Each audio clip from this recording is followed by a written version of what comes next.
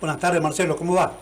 Buenas tardes, Carlos. Un placer estar con vos. Bueno, igualmente, doctor. Bueno, creo que hay que repetir esto porque hay toda una onda expansiva respecto es decir, los anticipos para designar al juez federal Lijo y a Mansilla, digo. Eh, Uno se discute mucho, el otro es un catedrático, no es un hombre conocido, pero acá lo importante es que hay que apuntar bien porque se calcula que con Lijo los peligros de la impunidad están ahí. Sí, a ver, tal vez las nuevas generaciones, muchos que han votado Milei no se acuerden de él, pero vos, yo y mucha gente de edad, o al menos que conocen la política argentina de los últimos 10 años, o un poco más de 10 años, mejor dicho, eh, cuando se entera de que Milei pretende que sea miembro de la Corte de Justicia de la Nación, Ariel Lijo, juez federal de Comodoro Pi, es como si en su oportunidad algún presidente hubiese propuesto a Ollarvide como miembro de la Corte Suprema de Justicia de la Nación. Claro. Ollarvide, si bien trascendía por una vida muy licenciosa en forma privada, no es muy distinto al hijo. El hijo no es muy distinto a Ollarvide. Los dos fueron piezas fundamentales para garantizar la impunidad de la corrupción y de hechos muy graves que han pasado en la República Argentina, como por ejemplo el tema del atentado de la AMIA, donde el hijo estuvo denunciado. Él era secretario de la jueza Shiva en la década del 90 como parte de los que quisieron encubrir el hecho, tratando de configurar pruebas falsas para que nunca se supiera quién eran los autores intelectuales y los autores materiales de ese atentado. Y de qué juez federal en Comodoro Pi, recordemos que en Comodoro Pi se investigan las causas de corrupción del gobierno nacional, el hijo ha sido una máquina de garantizarle la impunidad a los funcionarios corruptos. Y que a su vez en su vida privada, muy mezclada con su actividad pública, está en duda su crecimiento patrimonial, su patrimonio, sus negocios, la intervención de su hermano como un lobista judicial para conseguir fallos a la carta. Es decir, es la casta, es la casta en su pura expresión, de modo tal que si para Milei el hijo merece ser miembro de la Corte Suprema de Justicia de la Nación, bueno, se terminó el relato anticasta del presidente de la Nación y con estas decisiones él es parte, ¿no?, de esa casta que tanto cuestionó y que le permitió llegar a la presidencia de la Nación. Es sin duda también una propuesta que satisface plenamente a personajes como Cristina Fernández de Kirchner y a todos aquellos que en los últimos 20 años han estado involucrados con mucha prueba en hechos de corrupción, porque de esto vive el hijo como juez federal de Comodoro Pi, de proteger a los corruptos, pisando las causas, resolviéndola de una manera favorable a los mismos. Entonces creo que Cristina debe haber sentido una gran alivio, una gran satisfacción, con lo cual me preocupa que llegue a lograr el acuerdo del Senado, es decir, que 2/3 de los senadores nacionales aprueben el pliego del hijo y el hijo sea parte de la Corte Suprema de Justicia de la Nación. También esto pone blanco sobre negro un problema que tiene Milei, que realmente no es un liberal, será un libertario. Él creerá en la economía de mercado, pero no cree en el Estado de Derecho, no cree en la ética institucional y que en esos cargos tiene que estar cubierto por personajes o personas probas, que saben derecho, pero que a su vez sean insospechados de malos manejos jurídicos, políticos, etcétera. Y esto, bueno, es preocupante porque los problemas económicos del país son, por sobre todas las cosas, problemas políticos. Y si vos desde la política tenés un desprecio a la ética, a la moral, a la república, y te da lo mismo el hijo que un verdadero jurista transparente y honesto, bueno, estamos en un problema para lograr las soluciones económicas que este país necesita y que ya desesperadamente no aguanta más vivir como vivimos, con inflación, con recesión, con toda esta crisis económica. Y con respecto a la segunda propuesta, bueno, acá hay una explicación, y es que era esperable que Milei propusiera a alguien afín a su ideología. Ideología que está muy cercana o muy atravesada por las cuestiones religiosas. No era ilógico que iba a proponer a alguien que está muy influenciado por la religión, ya sea católica o judía, es decir, un católico ultramontano, como es el caso del segundo propuesto, que es García, no me acuerdo el segundo apellido, Mansilla, o podría haber sido un judío ortodoxo. No nos extraña, no me extrañaría que hubiese hecho esa propuesta. El propuesto es una persona que es decano de la Facultad de Derecho de la Universidad Austral, que es una universidad vinculada al Opus Dei. De hecho, este candidato es un numerario del Opus Dei. Todos sabemos que el Opus Dei es una orden civil ultra religiosa. Por eso, y en ese carácter, fue uno de los abogados que fundó en contra de la ley de aborto cuando se trató el tema en el Congreso. Y su incorporación eventual a la Corte de Justicia va a llevar esa ideología religiosa al alto tribunal. Pero bueno, no hay un cuestionamiento ético, en el sentido de que no es una persona deshonrada, como es el caso del hijo, es una persona que se la puede cuestionar desde el punto de vista de su pensamiento jurídico, y que bueno, tendremos los ciudadanos y las instituciones que están interesadas en la justicia, cuando se abra la audiencia pública para opinar sobre este candidato propuesto, bueno, plantearlo, y él tendrá la oportunidad de contestarlo. Se hizo con Zaffaroni. Todo el mundo sabía que Zaffaroni en la época de Kirchner era un ultra garantista, de modo tal que nadie debía sorprenderse con los fallos que, bueno, relajó la política de seguridad en el orden nacional, y que muchas veces se trasladaron a las provincias. Pero lo del hijo realmente es muy grave, Carlos. Claro.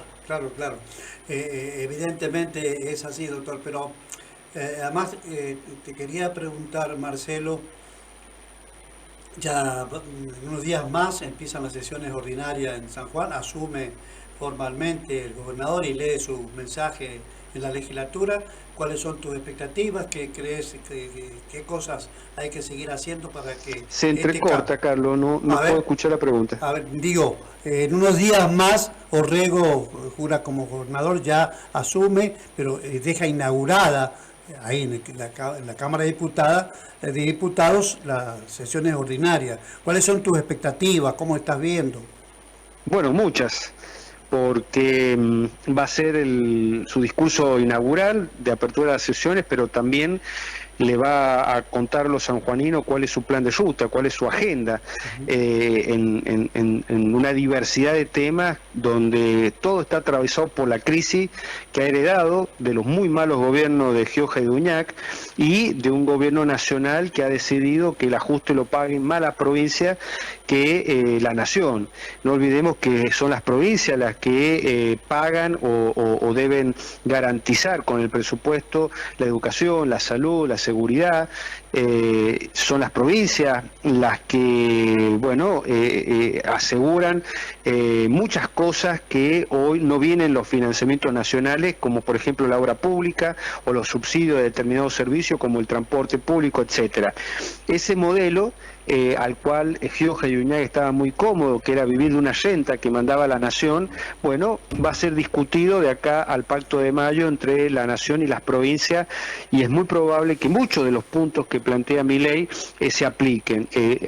Todos se pueden aplicar, se aplican algunos parcialmente, pero hay uno que a mí me preocupa seriamente, y es el hecho de que Milei propone que el gasto público consolidado de nación, provincia y municipio baje del 42% del Producto Bruto Interno al 25%.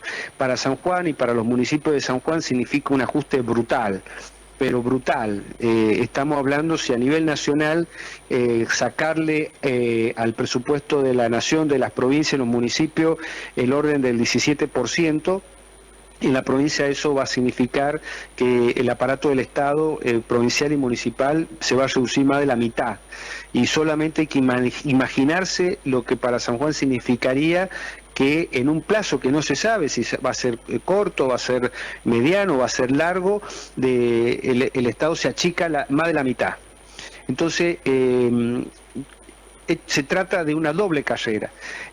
¿Cómo haces para que ese ajuste no lo paguen los más desposeídos y vos podás seguir brindando los servicios de educación, salud, seguridad, saneamiento, promover la obra pública, promover la actividad económica, sino cómo también dejás de ser un Estado dependiente y el Estado se convierte en una herramienta para potenciar al sector privado?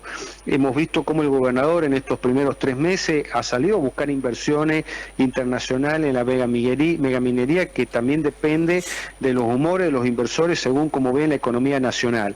Entonces, estamos expectantes porque también hay que separar las instituciones. Nosotros tenemos problemas serios con la justicia, tenemos problemas serios en la relación de la provincia con los municipios, tenemos un sobredimensionamiento del Estado que, tiene que ser debatida una legislatura sobre la cual el gobernador no tiene el control, lo controla la oposición, más precisamente lo controla el uñaquismo, y acá todos los sanjuaninos estamos expectantes cuál va a ser la actitud y la reacción que tenga Uñac para con el nuevo gobierno. Si va a obrar, como dijo antes de terminar su mandato, frente a una crítica que le hace el vicegobernador Fabián Martín, de que a cada acción va a haber una reacción, o realmente va a ser un mea culpa y va a acompañar estas transformaciones que significa adecuar un Estado en los términos que la nación está planteando, y si va a permitir que este Estado habilite al sector privado para crecer, dejar atrás un modelo que es el modelo de Uñac, el modelo de Gioja, que ha fracasado y que el símbolo está en de 115 millones de dólares, que no se lo puede usar porque no se pueden traer eventos internacionales. Se ha dejado, creo que Juan ha renunciado a hacer el campeonato mundial de ciclismo bajo techo que se hará en Chile, porque no puede hacerse cargo de los gastos que esto implica en dólares y que una fortuna. Entonces, sí, estamos todos expectantes de esa inauguración de esta sesión ordinaria para ver cómo plantea el gobernador la separación de las instituciones, cómo adecua un nuevo rol, un nuevo modelo que implica achicar su magnitud tanto provincial y en lo municipal, y a su vez cómo se convierte en un vector para favorecer inversión en el sector privado, para compensar lo que se va a perder en la economía estatal y que lo gane y que lo mejore la economía privada. Claro, y estaba pensando también, Marcelo, que es una excelente oportunidad para que los sanjuaninos empiecen a trabajar con una línea distinta en términos de lo que está pasando en la industria vitivinícola. Por ejemplo, hablan de la importación de vino, hay una discusión sobre eso. Está presentada también una disposición del INB para que se venda vino sin alcohol. Es decir, hay mucho debate sobre eso. Entonces necesitamos, lo mejor para los sanjuaninos, ¿no? Bueno, de por sí es difícil salir vivo en términos, digamos, comerciales después del ajuste brutal que se está haciendo. Si vos eso le agregás medidas económicas nacionales destinadas a destruir la industria vitivinícola, debe saber la nación que la provincia tiene que resistir.